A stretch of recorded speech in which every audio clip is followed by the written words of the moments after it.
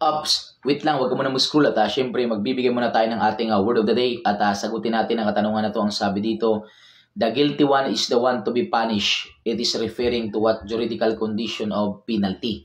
Okay, so ang tinatanong sa atin dito class is itong the guilty one is the one to be punished daw. Pero under daw to sa anong juridical condition of penalty. Okay, yung ating katanungan is under din to sa ating correctional administration. Maaari natin itong ma-encounter. Pwede dito ma-encounter sa ating criminal law and jurisprudence. Pwede po yan. Now, letter A, legal. Letter B, certain. Letter C, commensurate. Or letter D, personal. Okay, so unang-una class, tandaan natin pag sinabi nating legal, yung ating alpha, it is referring or ito ay tumutukoy na which is dapat yung ating punishment should be aligned to the law or it should be in accordance to the law. Ibig sabihin, yung maaring consequences ng mga nasabing krimen, dapat ito ay naaayon sa batas. That is considered legal. So, ibig sabihin, ikis na yung ating alpha.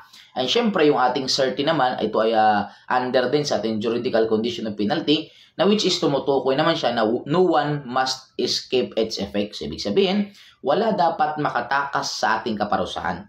Walang sino man na pwedeng tumakas sa kaparusahan kapag siya ay nakakomit ng krimen. That is called certain. No one must escape its effect. Okay? And syempre, yung ating commensurate, tandaan lang natin class, ito ay, kumbaga, nagsasabi or ito ay articulated naman na which is different crime will be punished with different penalty. Kapag iba yung krimen, iba din yung penalty. Okay, for example natin, iba yung penalty ng murder, iba yung penalty ng homicide. That is considered commensurate po yan. Okay? And syempre, the correct answer natin dito, class, walang iba kundi personal.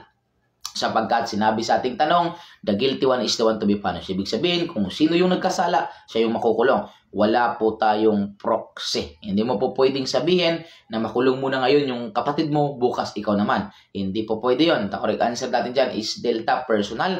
Kasi kung sino yung nagkasala, siya yung mananagot. Okay, so sana nakatulong sa ito. At syempre, ito pa din ang Unicode, your Mr. Word of the Day, Emmanuel de Master Schumann, Villa Eastro Bilacalo sa CBRC, National Author and a Registered Criminologist. Nagsasabi sa inyo na para pumasa sa board examination, kailangan natin ang baso siya at tsamba. Baso siya, basa, sulat, and share sa ng tsamba, tiyaga, sipag, at manalangin bawat araw. Thank you so much.